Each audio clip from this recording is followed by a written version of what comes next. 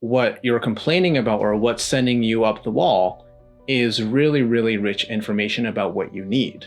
Because needs are one of those things like oxygen. Like, you don't really notice that you have a need until you don't have it anymore.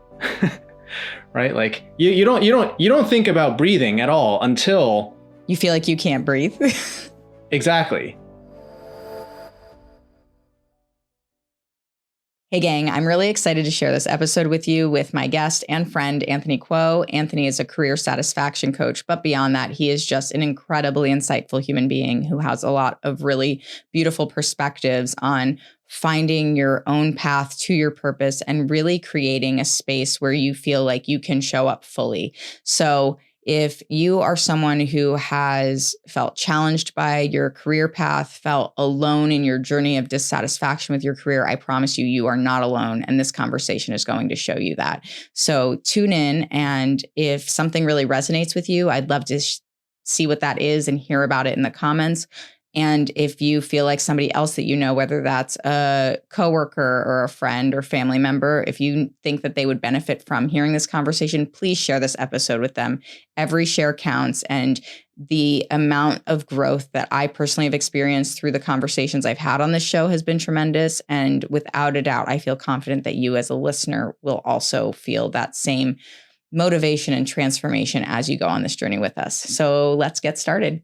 I am really excited to have you here. I am so excited to have you here to finally be hitting record on this conversation. We have had the privilege of meeting a couple of times, and I'm so grateful that after the first time that we connected, that you were like, I would be interested in being friends, because it was one of those things that I think as adults we're a little apprehensive to pursue new relationships with people when there's not I think especially when you're not in person, to kind of be like, let's continue to hang out virtually, whatever that means. But we've had some really wonderful conversations just as friends and just professionally about the direction that we're going and what we want to do for ourselves and to help each other and to help other people. So this conversation, I feel, will embody a lot of both of our journeys. And I'm really excited for you to share who you are and where you are in this conversation, Anthony. So welcome to the show. And I can't wait to just dive into more of Anthony Kuo. I mean, I love that. I really love how you started off. And it was such a fun little moment too, right? Because I know that I was sitting on my side and I was like, I felt that feeling bubbling up inside of me. And I was like, if I don't say something, I'm going to kick myself. I love that though. That's like the best feeling in the world, to both have it and then to be on the receiving end of it. And it's like, when there's sort of that instant feeling of connection and understanding and friendship that can bud from that, I feel like you've got to trust that instinct and ride that wave and see where it can go. Yeah, lots of really wonderful things to come.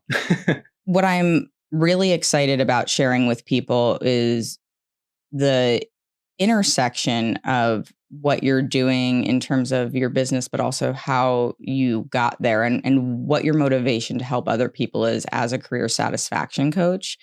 When I was preparing for this episode and I was thinking about it more, I was like, we often hear the phrase, you're not alone. And it doesn't really quite quell the sense of loneliness, because there's just, it's such an isolating feeling. So one of the things that you mentioned recently was how you want to be able to rethink what you're doing in a way that helps people not only recognize that they're not alone, but not feel so alone in this journey of dissatisfaction with your career, or sort of career isolation, if you will, when you decide you're going to depart the thing that everybody else is doing and go do your own thing. So can you share a little bit about what you're building, not just in terms of your business, but in terms of your desire to help people, how that originated for you? I'm going to start off with a really depressing statistic. Okay, go for it. Which is that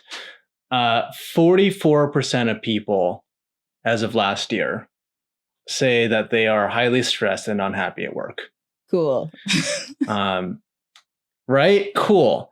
This was in the 2023 Gallup job report. And there was another really, really depressing statistic in this report that was presented as good news. And I was like, oh my God. It said that a record high of 28% of employees said that they were engaged with their work. And I was like, how is that good news? That's in any other polling, that would be abysmal. It was like touted as this accomplishment of management science. And I was like, this is not good, guys. This is not saying the wonderful thing that you think it is. Right. Like people understand, at a very basic level, 28% of the pie is not enough pie. Right. Exactly. And I'm from New York. I understand pie math, right? Yeah. So I start off with that because the numbers don't lie, right? Career dissatisfaction is a really, really common thing.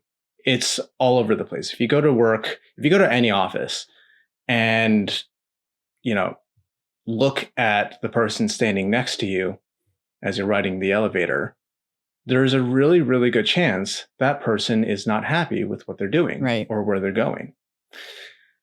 And I found it really, really hard to square that with two things. One was my own experience going through that. And second is seeing it played out in all of my clients when I first started working with them. So my experience, I was, as you know, Nikki, working in corporate for like 8 years, climbing the ladder. And on the surface, I was very successful, right? Yeah. But on the inside, I felt really alone. And it felt confusing because I was so unhappy, but I had a really hard time reconciling that with the fact that like I was actually doing very well. Yeah. So it was like, what am I supposed to do with this information? There was so much cognitive dissonance there. So can I ask a question there? Mm-hmm. I graduated in 2008. So a lot of my career growth, I had to force it. I had to be like, if I want to make more money, then I need to switch jobs. And that was sort of the way I climbed the ladder, was to bounce around every 2 years. And I got to the point where, I started out, I was making like an offensively low amount of money, with gas being $5 a gallon and commuting 100 miles round trip to work. It was just like absurd to me. God. So I was losing money going to work. And so as I was gaining more financial stability in the roles that I was taking, I was convincing myself that that was validation for what I was capable of.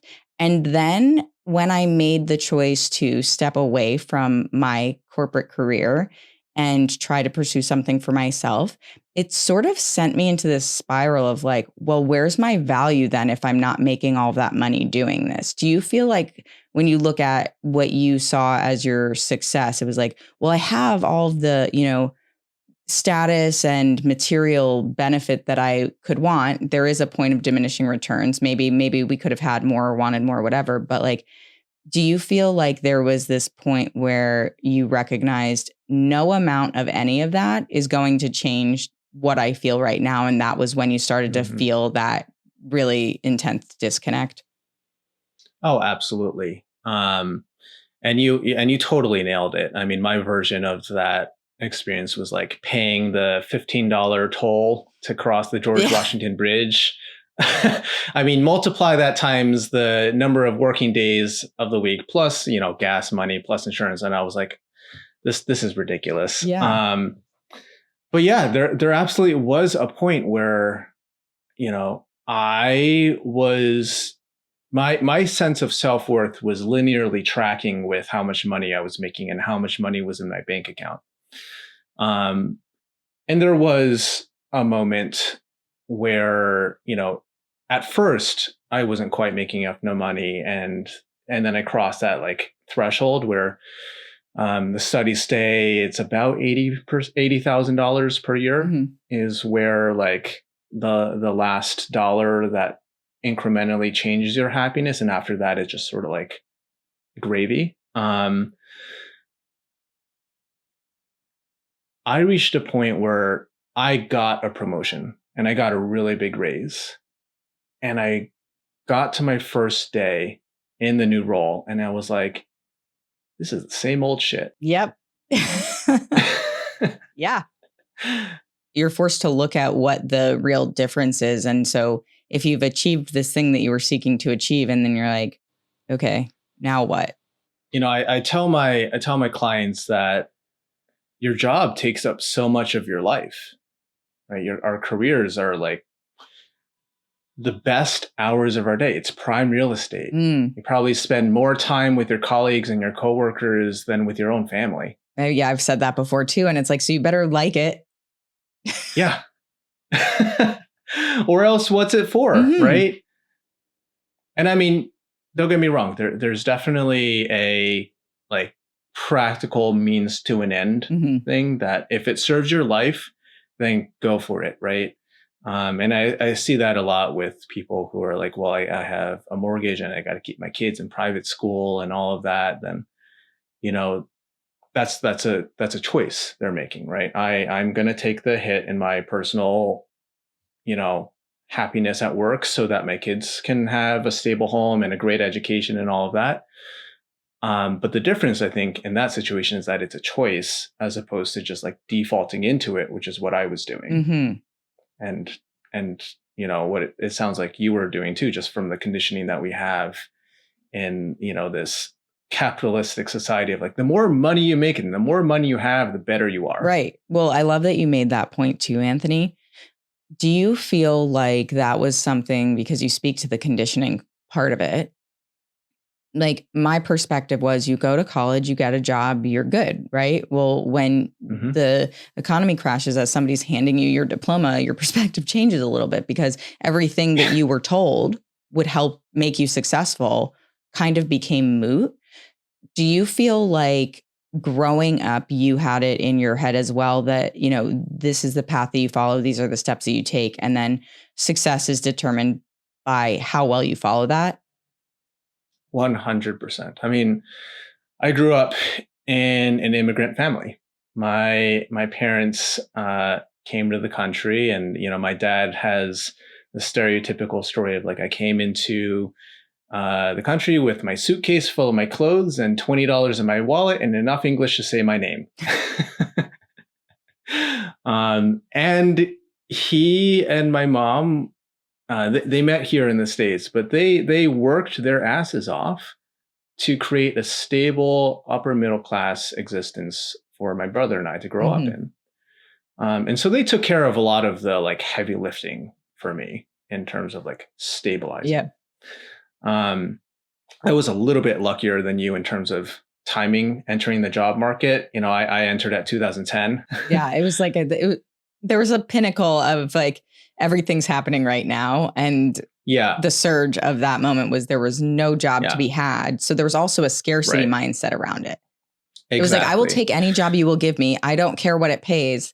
I need healthcare, which is also so uniquely American, right? And so there was this additional pressure and this additional factor of speaking to your point around a means to an end. That was the exact phrase that came into my head because I knew that on what I was making, I couldn't afford to get sick. I couldn't afford to have health issues. So I therefore needed to have a full-time job, regardless of what it paid. So I could know that if anything happened, I would be okay. So like without having children and without having the mortgage at the time, was still keenly aware of this has to happen or I could end up in worse shape.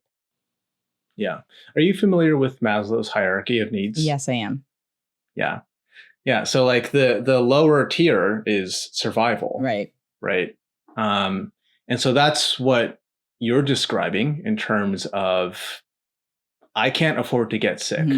I need to survive. I need to be able to pay rent. Yep. In my parents' case, it was like, we need to survive. We need to, not just make money. We need to learn English. We need to complete our degrees here. We need to do all this stuff just to feel safe. Now, were they going through that process while they had you and your brother, or did they, like, how old were they? Did they have their education and things like that sorted out before they had children? They came here for college. So I wasn't in the picture yet. I came along a few years later. But they were still in the process of like assimilating and figuring it out.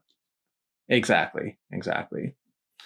Right. So at that tier, survival, you're not really thinking about your like self-actualization and your pleasure and your fulfillment. You're like, literally, am I going to be alive tomorrow? Mm-hmm. Totally. Right. And like I think the first one is like just straight up physical safety, and then the next one is like psychological safety. Mm-hmm. That's kind of what we're talking about. Like your job there is just like purely functional. Yeah. And then I grew up, where there was this transition happening, right? Where I grew up in an environment where stability was really valued. And like in my family's view, prestige was a path to stability, right? If you can get a prestigious 6-figure corporate job that pays every 2 weeks, right, you've made it in life. And that's it. That's the secret to success. Yeah. There you go. Exactly. Who needs to, who needs the self-help books after that? Right. Well, and it's an interesting word that you choose, prestige, because I think that that's something that is very much present in the way a lot of people have been raised.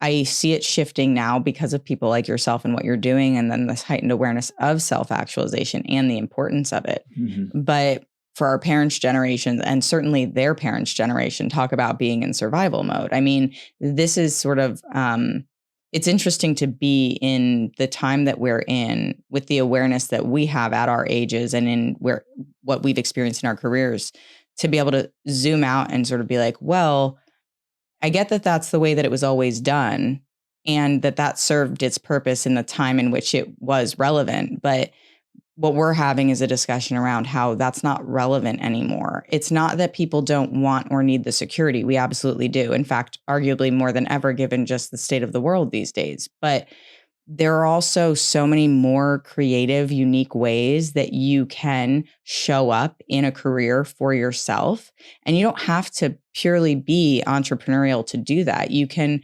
find businesses that align with you more and give you a sense of space for the autonomy and the creativity or whatever else it might be that you need to feel fulfilled in your career. Whereas I think about my dad's retiring in May, and he's been at the same company probably for almost 30 years now. And that was after he had been through a handful of other places before that. But there's this sense of also, the longer you stay, the more you're committed to it, the more, sort of credibility you have in your career. And that just hasn't been the case. I mean, honestly, pretty much since I started my career. Yeah. Times are different. And the employment culture is different, mm-hmm. On both the employer side as well as the employee side. The cycle is moving faster, where people don't really expect you to stay for 30 years anymore. No. No. Right. And more to the point, people, and at the beginning of their careers, you say to them, hey, you want to stay here for the next 30 years and have your entire like professional life here? They'll look at you like you have 13 heads. Right. I guess I feel like, do you think that that's something that feels stifling to people in the work that you've been doing? Do you recognize that as sort of, it almost feels a little bit like they're trapped if they were to commit to something for that length of time? I know that it can feel really paralyzing to play things out and like kind of future cast them many, many years out. Mm-hmm. Like that question, where do you see yourself in 5 to 10 years? Yeah. Like freaks people out. And it doesn't really, I don't think it really serves to imagine that far out. I mean, it's nice to have certain ideas and like long-term goals, but even 5 years, which sounds like not that long a time, is a really long time. And you don't know who you're going to be in 5 years. You don't know what's going to happen around you or to you or because of you. Like you're I am a very different person today than I was 5 years ago. I'm doing things that I couldn't even imagine was possible to be my reality 5 years ago. And if I had charted my life path out and been doggedly stuck to it, I would probably be in a very different place than I am now, where I feel a lot more myself and a lot more expressed through my work. That's really beautiful. And do you feel that there's a sense of freedom in that also? Yeah, absolutely. It's interesting to think about the way you use the phrase future cast. I like that a lot. I always hated that question about where are you going to be in 5 years, 10 years, whatever, because I agree with you. There's so much that we don't know. Yeah, I think you phrased all of that really beautifully and encapsulated what we struggle with a lot in attempting to foresee the answer to that question. Is that something that as you've been on your own journey, you've come to the realization that that's an uncomfortable question to have to sit with through just your own journey? Or is it something that you've also experienced sort of by witnessing other people's journeys as well? Because I know that the being put on the spot and being asked like, well, what's your plan for 5 years from now is like a very daunting question anyway, because of all the unknowns that you mentioned. But is that something that you've always sort of viscerally felt, or is that something that's sort of expanded based on what you've come to do with your career? Probably the most viscerally I've ever felt that was when I realized that I didn't want to be in my career anymore in the corporate world. And it was paired with not quite knowing what I would do instead. Yeah. That's a hard one. And yeah, it was really, really terrifying because I felt trapped, right? It was there, on the one hand, there was the devil I knew. And on the other hand was this great unknown, where anything wonderful could happen, but also anything awful could happen at the same time. Yeah. And more to the point, like, I knew that freeing up my time, freeing up my like emotional and mental resources by itself wasn't going to solve my problem. Mm-hmm. It was only going to magnify what was already there. Ooh. And at the time, I was like, my job was pretty much my entire life. It was what I did for the vast majority of my day. And then also, almost all of my friends were from work. And it was really terrifying to like stare into the void and be like, there's nothing here. I don't have a life outside of work, so to give that up feels like too much. That's a really intense feeling to have. And you touch on something that I think is like a really compelling crossover point in terms of like what I'm trying to do with this podcast and what you're doing in your life, period. But like with the work that you're doing to help other people as well, which is that like, it's really challenging to sometimes separate your work from yourself, but also to be able to define who you are and really embrace the relationships that you want to have in your life, cultivate those relationships, decide you're going to put yourself out there to create those relationships. And when you mention, a lot of your friends being work friends, so many of us, I have incredible friends that I've met through work who are best friends, chosen family, like can't imagine my life without them. There are also the friends that you have at work that are the people that you commiserate with. And while that is extremely helpful in the moment when you're burdened by the stress of a job you don't like, it's not really the foundation of a long-term relationship. And I feel like there is an opportunity when you're establishing sort of where do I want to go with my life in terms of my career, as you're pointing out, like to separate that from, you might have some overlap in the social aspect of it, but give yourself space to be like, what is the thing that I want to do with my life? And who are the people that I want to spend my time with? And if those things intersect, beautiful. But if they don't, that's okay too. I think to some extent you want there to be overlap, but it doesn't, your entire life being your work or your entire life being all of the people in your life, but not something that gives you purpose or fulfillment. It's like swinging the pendulum to one side of the spectrum too much is going to leave you feeling unbalanced and sort of disoriented. Yeah, totally. And I think you're speaking here to something broader than just what do I want to do with my life and who do I want to be around me. I think there's something very important here about making decisions for yourself in the first place, which is not something that as adults, and especially as young adults, that's not really a muscle we have a ton of opportunities to build and work on. Because I had the experience as I was like in this pivotal moment. I had the experience of feeling very out of my depth, where I'd gone from many, many years of school, where it's like somebody telling me what to do. Right. If you want to get the good job, if you want the good grade, here's how to do it. And I went from there to being in a job where I had a boss telling me what to do. And I also had friends that were, in my case, very largely dictated by proximity. My friends were, hey, look, you're in the same class together. Hey, look, you're in the same dorm hall together. Hey, look, you're in the same job together. And it was as much friends of shared experiences, but also friends of convenience and proximity. And it wasn't really an active choice I was making. I love that you just said that, because friends of convenience is something that I've referenced a lot as I've gone through this journey myself. And I think part of the reason people struggle with building relationships is we are so used to being funneled into forced social situations that create this idea that those people are the people that you need to spend time with. And something that one of my best friends has said over the years, and then another guest I had recently also made this comment, was some people are there for a reason, a season, or a lifetime.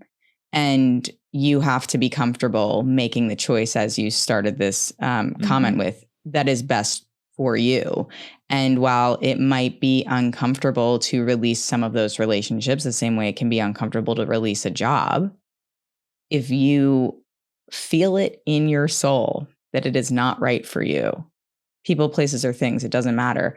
Like, you have to be really honest with yourself about what that means. And I think what you're touching on here, and I'll segue back so you can finish your thought here, is just that, like, giving yourself the opportunity to take action on that feeling instead of just ruminating on it and sitting in it and thinking about what the possibilities are, and instead realizing your potential in that and what could come.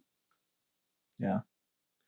You reminded me of a video I made a couple years ago that I'm probably going to reshoot or just repost the old link. It was titled, "Is Your Gratitude Journal Keeping You Stuck?" Because, and this was when, like, I was super into my gratitude journal. And I had a very interesting experience of feeling better, but things slowing down. Interesting. Okay. Can you tell me more about that? Something would bother me at work. And then I would come home and I'd be kind of pissed off about it, and I'd vent to someone about it. And then I'd go into my gratitude journal and as my nighttime routine and be like, I'm grateful for these 3 things. I'm grateful that I am healthy. I'm grateful that I have a job at all. I'm grateful that I am, securely and safely housed. And you know what? It worked. I felt better. I felt grateful. It was a really wonderful thing. And it had the effect of taking me out of that, like, complaint. Yeah. But then I didn't do anything about it because the attitude adjustment worked. That's fascinating to think about it that way, because I'm a big fan of finding the gratitude in the small moments. Mhm. But it's also, as you're saying it, sort of the consideration that you had was, is this also sort of keeping me in a place where I've made myself comfortable with what I have, so I'm not pursuing something that has deeper meaning to me? Yeah. So one of my mottos now is that you are allowed to be hungry and grateful at the same time. I love that. Yeah. Well, because I think you need the motivation still, right? Like being grateful for what you have and showing appreciation for what you have doesn't mean that you don't also want more or different for yourself. And it's okay to hold space for both of those things at the same time. That's such a really beautiful perspective on that. I love that you shared that. Yeah. I also think it's important to be grateful for your dissatisfaction and things that you're uncomfortable or unhappy with, and not just sort of like sweep it under the rug. Because that dissatisfaction is a source of really rich information too. Yeah. And when you can claim it and own it and just own your experience, then you start to have agency over it and you can decide what you want to do about it. Yeah, absolutely. So is that something that when somebody is coming to see you as a client that you feel is important to sort of create dialogue around at the onset? Because I feel like leading with that is probably a really good gateway to finding the path forward. Yeah. Usually the first session or the first couple of sessions, I let my clients complain. And for them, it feels cathartic. Right. And then meanwhile, I'm taking down very careful notes of what I'm hearing. Because as I said, what you're complaining about or what's sending you up the wall is really, really rich information about what you need. Because needs are one of those things like oxygen. Like you don't really notice that you have a need until you don't have it anymore. Wow. Yeah. Great Right? analogy. Like you don't think about breathing at all until you feel like you can't breathe. Exactly. And all of a sudden it's an issue, right?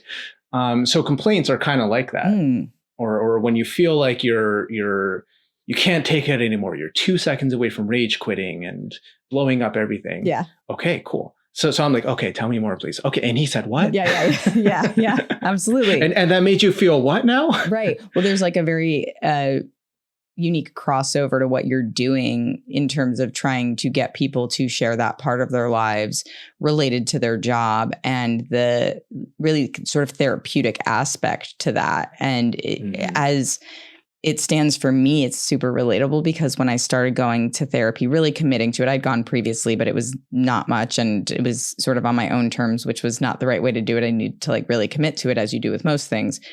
When I started, it was because I was really miserable with my job.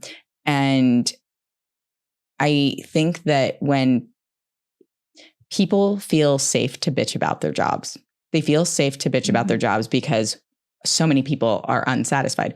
Clearly, the poll numbers show people are ecstatic about their work lives. And so I feel like it's an interesting way to witness people being really vulnerable without them feeling like they're being super vulnerable. Yeah. Do you agree with that?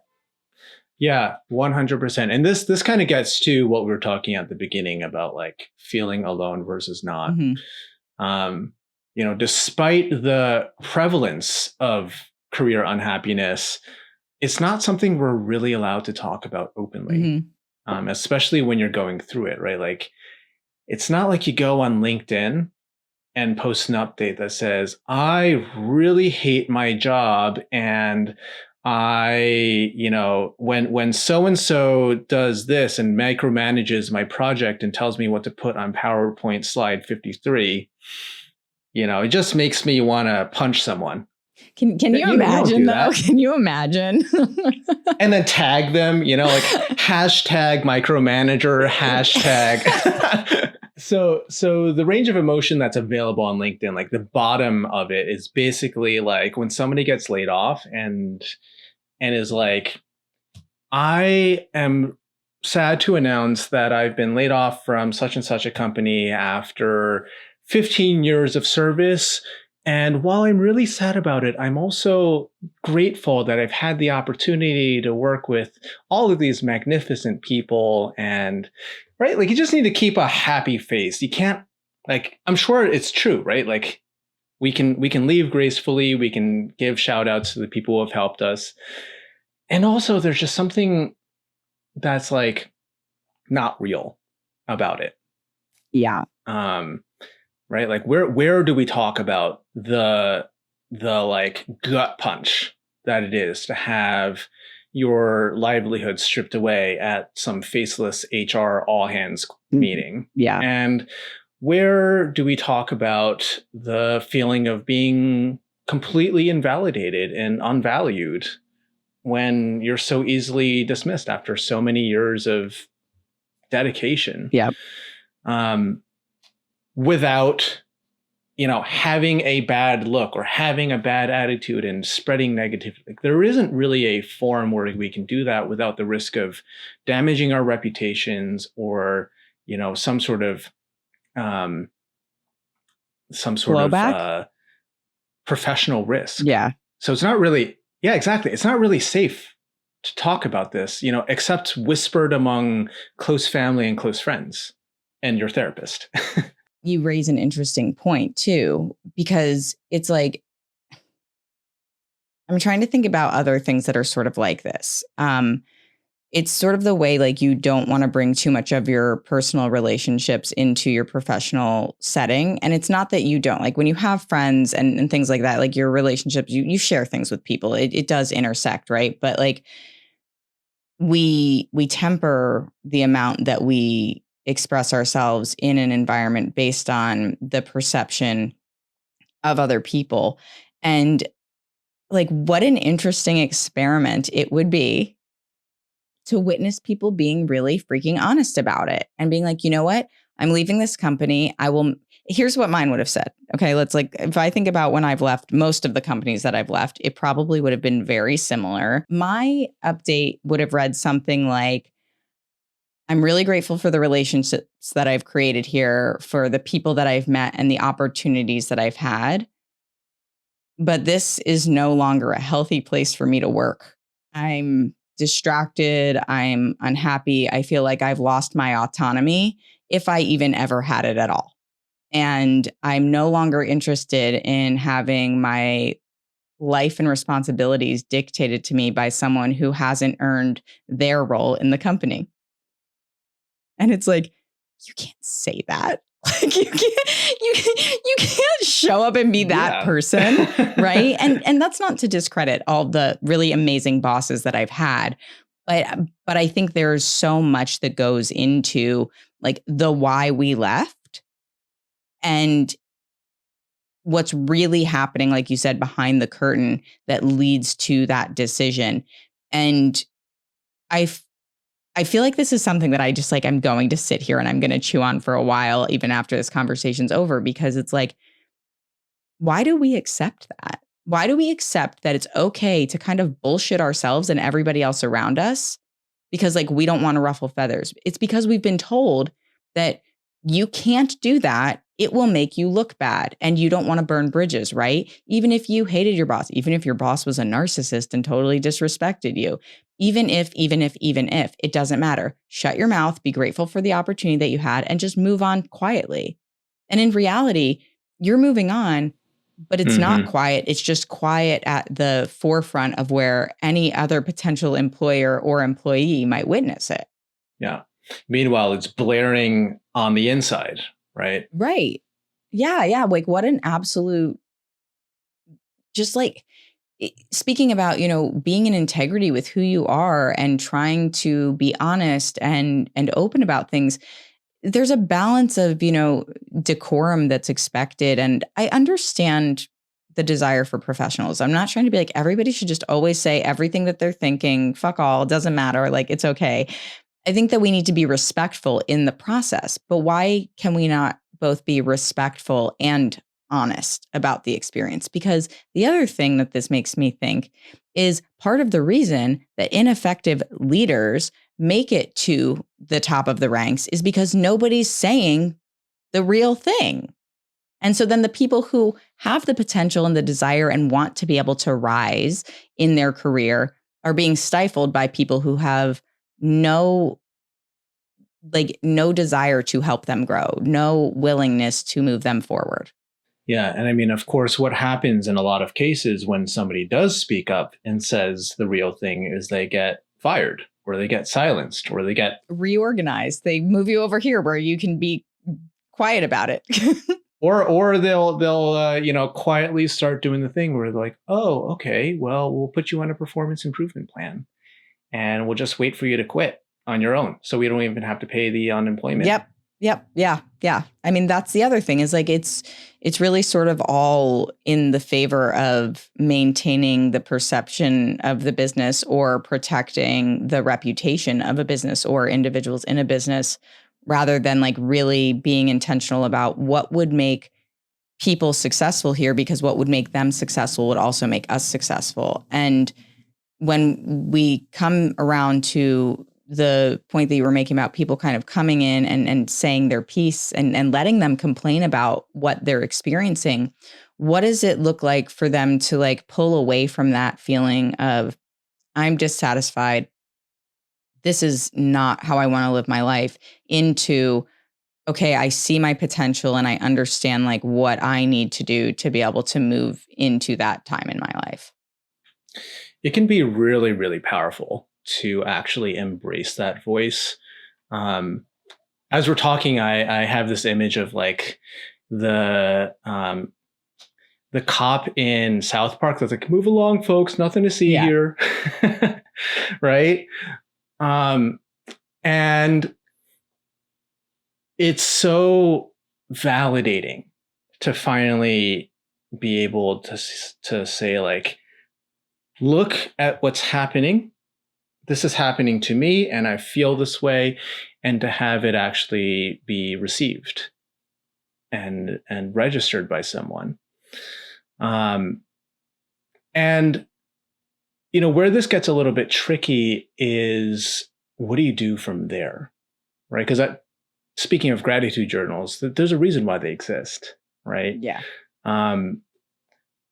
It's a slippery slope to complain and then just get caught in this like doom loop of like, I'm such a victim, everything is terrible, why is this all happening to me? And so the thing that makes the complain sesh really worthwhile is the interpretation that comes afterwards. Right? Like, oh, this made you feel awful.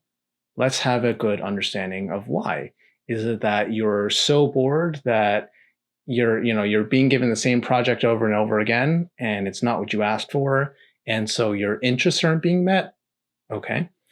Or same situation potentially, and maybe the same project over and over again just makes you feel like a square peg in a round hole. Yeah. Or as one of my clients put it, you feel like a fish trying to climb a tree. Yeah. Yeah. Do you remember what it was like for you? Like what your feeling was? Yeah, my feeling was I just felt cramped all the time. I felt like I just resented the hell out of having somebody tell me what to do. Yeah. No surprise that I ended up going into business for myself, right? Because that I think is a trait that many entrepreneurs share. Yeah. And I try to change a whole bunch of variables to kind of get around this. Like maybe if I'm more in charge, maybe if I get the promotion and I become a team leader, then that'll change. And so I did put in a lot of good faith efforts to try and make myself feel better and make it work in the environment that I was in. But ultimately, I realized that no job was going to make it better for me, no matter how great the boss was, no matter how much of an entrepreneur and a leader I could be. If I was reporting to somebody else, if somebody else was going to sign off on my vacation time, if someone else was going to set the objectives for me and tell me how to reach them, I wasn't going to be happy. Do you think that's something you knew from the beginning in some way? Because I feel like I did, But to the point earlier in the conversation, I was trying to make ends meet. And so I was like, this is the sacrifice I make to get things moving in the right direction for me. But I would say it all the time to people that I was like, I just need to work for myself. I just need to work for myself. I can't keep doing this. And it's not, I don't have an issue with authority in the way where I'm like totally defiant and rebellious and I can't listen. Like, in fact, the reason I got where I did is because I would just do what I needed to do to get by. But it was like I was stifling all these parts of myself and squelching like my creativity in the interest of somebody else's business that I didn't care about enough. And they certainly didn't exhibit that they cared about me in any way other than potentially financially, and sometimes not even that in my early years, So it's like, what's my incentive to give everything I have to you when it doesn't really matter if I'm here or not? From the perspective of the business. I totally felt that from the beginning. I knew from day one of, W-2 employee, that I wanted to eventually go into business for myself. And I actually had quite a few side hustles, just like in the wings. Yeah. That I would come home or even sometimes during work, I'd just be like on my computer feeding those little projects. And, they were like beer money projects. They weren't really like life-changing or anything. It was just to like scratch that itch in myself of like, there's something that I own.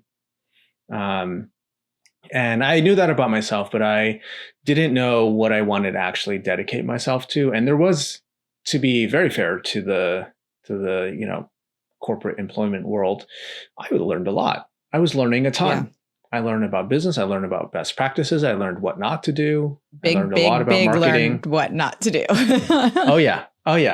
I was in an excellent position to learn through observation and direct experience. So that kept me going for a while. And of course, after a few years of this, the learning curve started to flatten out and plateau, and that's when the antsiness really started to happen. That's an interesting point that you make too, around like the learning curve plateauing, because I think that when you're in an environment where you're like, I can keep doing the thing that I'm doing, and there might be these incremental improvements in terms of, the pay raise or the promotion or responsibilities or whatever, but it's like the work is ultimately still the same work, and I don't want to be doing this work. Like, this is not the thing that I care about doing. So even if you have all of the perks and you can point to them and be like, this, and this are all good, it's like, but the thing that I feel on the inside about what I'm actually doing here isn't satisfying to me. I'm good at it. I'm capable, and it's fine. And I feel like the worst place to exist sometimes is it's fine. Yeah. I fully agree. And that was when I speak to somebody for the first time, if they're interested in working with me or joining my group, I kind of do an internal assessment of like degree of difficulty. It's like when you see the like diving competitions on the Olympics, there's always like the modifier at the end, like how much do we multiply the score by to it's to decide, like sort of based on how hard the tricks are, right? Yeah. I always do that for myself, just to give myself an understanding of how much bandwidth is this going to take? How can I also set realistic expectations for this person? And sometimes, it's really low. Like, I'm unhappy with the culture. I like what I do. Cool. Lateral shift. No big deal. Sometimes the degree of difficulty comes from like the magnitude of change someone is looking for. So like, I want to change industries. Depending on, how easy or how big of a change that is, that can get quite tricky. Like, our skill set's transferable or not? Like, are you basically saying I'm an engineer and I want to become a chef, right? Like, there's exactly. like a much different change of pace there. Some things transfer, but you still have to go to culinary school. Yeah, totally. But I always assign the highest degree of difficulty and like heavily weight it for the people who are fine. The people who don't really have a ton of incentive because things are good right now. Like, they could leave, but they don't have to. And if they're not ready to, then like how much can you really help them? Is that sort of the perspective? It's not even how much can I help them, but how much inertia will we have to overcome? One of my old bosses used to say that we are moved by either inspiration or desperation. Wow, that's factual. She had a real penchant for these turns of phrases, and of course ended up giving a TED talk. Yeah. That phrase that stuck with me. We are either moved by inspiration or desperation. And the people who are absolutely miserable and burning out and just need to get out now, those are actually the very easiest people to work with. Yeah. Because they are strongly incentivized to get the fuck out. Yeah, totally. Right? I mean, to your point, it's like you're either on the precipice of rage quitting or you are like, my exit strategy is actively moving. Yeah. Yeah. And then there are the people who are on the other side of the spectrum where it's like they could stay if they needed to. Yep. They could even stay for a few years. Right. And it might even be better to stay for a few years and like bank that promotion and, you know, bank that like new floor and take that to wherever they go. But your stock vest. Exactly. Oh my goodness. The vesting schedule. That's where it becomes really important to lean into the inspiration of like painting the picture of what would you like. And those are the people who, and I was one of these people, right? I had a good job and that good job lasted me for quite a long time, even though I was slowly becoming more and more unhappy. But because of how good my job was, that raised the bar for me in terms of the business that I would leave for. Interesting. Yeah. Because if it was just a money making exercise, I had that down already. If I was going to bust my ass, why would I do it without health insurance? Right. Totally. Right? So there had to be something more than that for me. There had to be a purpose. There had to be alignment. There had to be an improvement in my ability to take care of my heart, to take care of my soul. That's a really beautiful way of putting it. Yeah. So what would you say?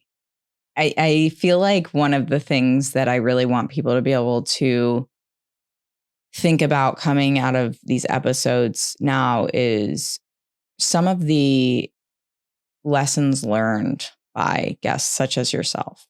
Obviously, your own experience has shifted you into this career where you're helping other people try to find that, not even just satisfaction, but as we've discussed before, fulfillment and that, you know, really that surge of energy and that desire to really do the thing that you're doing.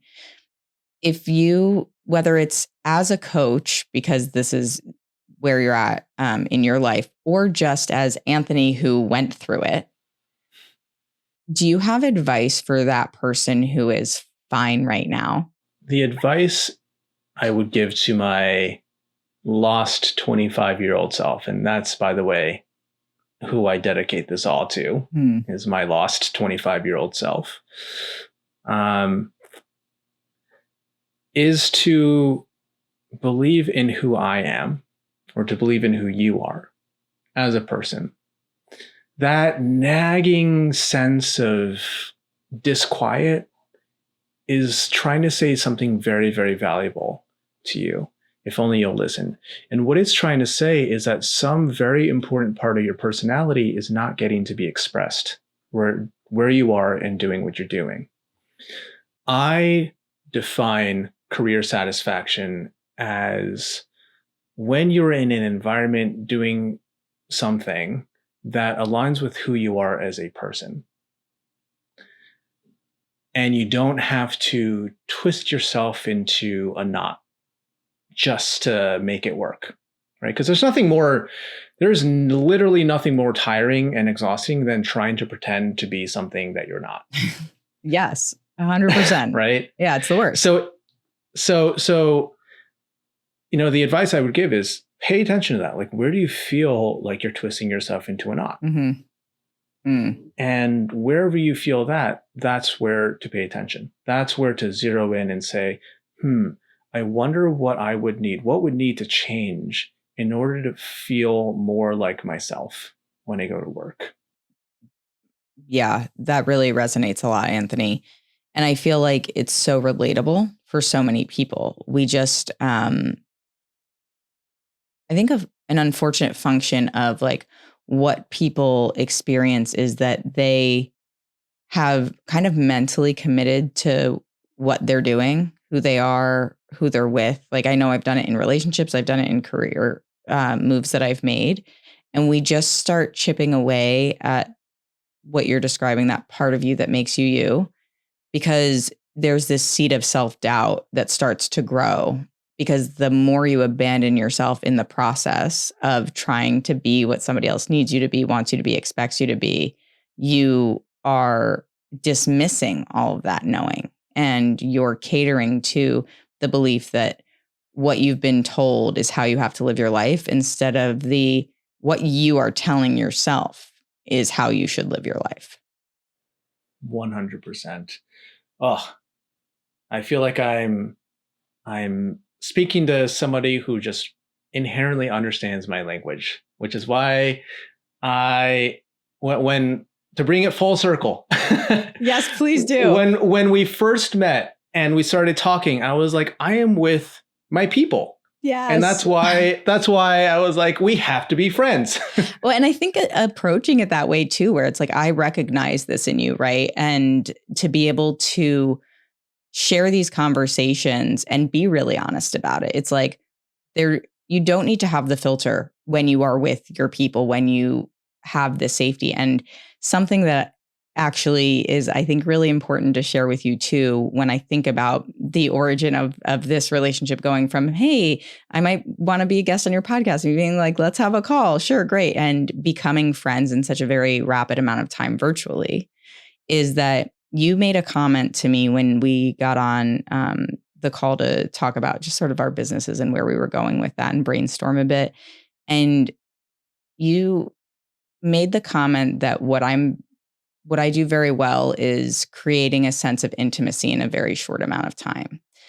Anthony, when I tell you that that was like a life-changing thing for me, I mean that with the utmost sincerity. Like I viscerally feel it now. Like that was such an incredible moment for me to feel so seen by somebody and to have words put to the thing that I couldn't say for myself because I don't experience it on the other side, right? Like I give, as much safety and space for people as I can, and I continue to want to improve that, but I feel like it was really having somebody who, sort of theoretically in the sense of how long we've known each other, it's like, you don't know me that well, right? It's like, but you also really know me and you understand me in a way that I think was so incredible to witness in just the quick unfolding of a friendship. But then for you to say that to me was just like the most incredible compliment and really incredible validation for what I'm doing and how I'm showing up. So just thank you so much for that. It really meant the world to me.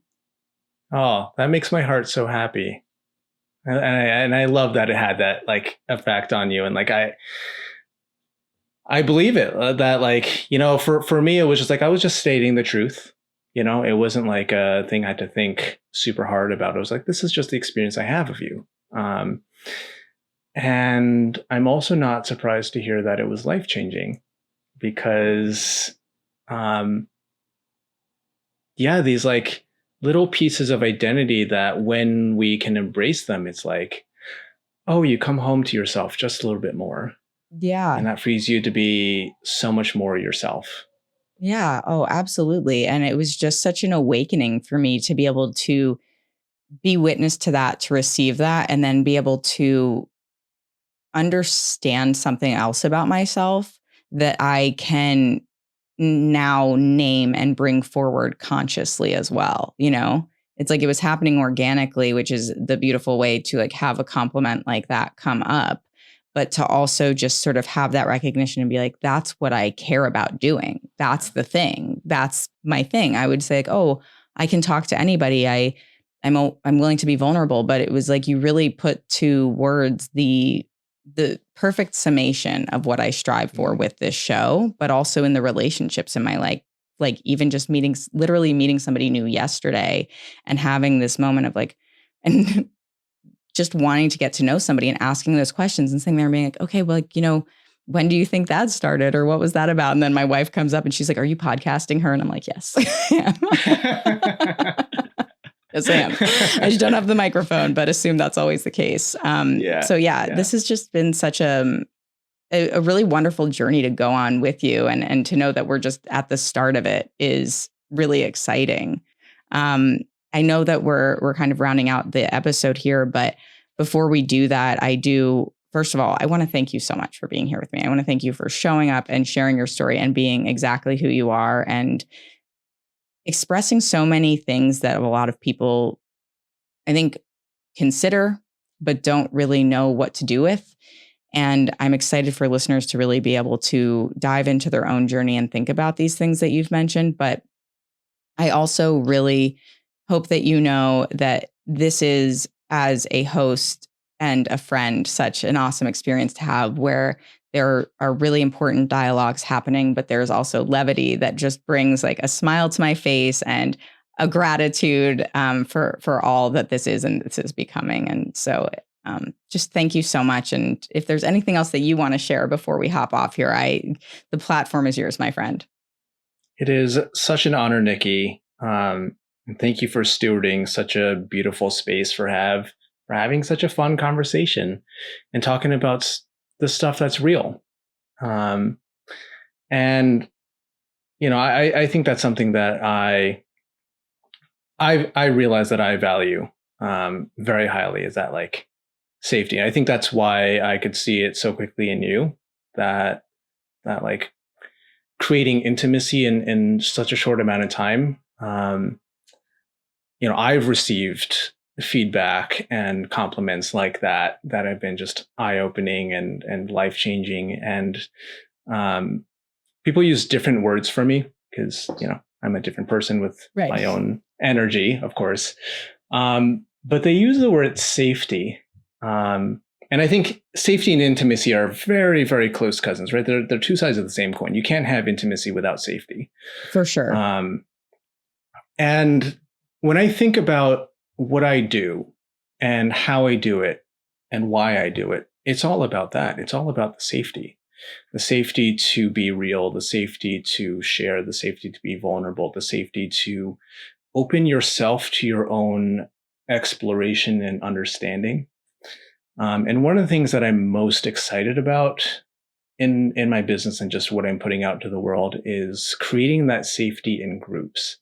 Right? Like I do that implicitly within a one-on-one client relationship with my one-on-one friends and all of that. But in groups, how do you create safety in a community so that people can share amongst themselves, and the amount of healing and progress and support is just exponentially accelerated when it's not just me who, a client like you were theoretically paying me to be nice to you.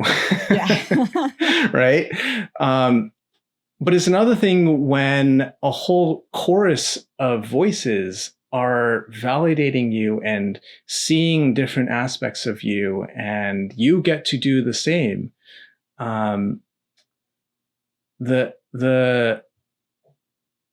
Just the opening and the transformation and the safety that's in my group program is really, really tremendous. And I think that's the antidote to what we've been talking about this whole time about like being alone versus, feeling isolated in this, or versus feeling like you belong. Yeah, 100%. And I love the way that you articulated that too, Anthony. Like I think that what you've hit on, and I can relate to so much, is being very good at I can sit here and I can create that intimacy. I can be here with you. It's why I've had issues with like putting my own content out there. Cause I'm like, if there's somebody there and I can not only respond to them, but also like open, the conversation or the environment to be safe and to have those conversations, that is something that I feel really confident in. And the thing that I love about where we are both on our individual journeys and what we've shared with each other. And when you sent me this message the other day, and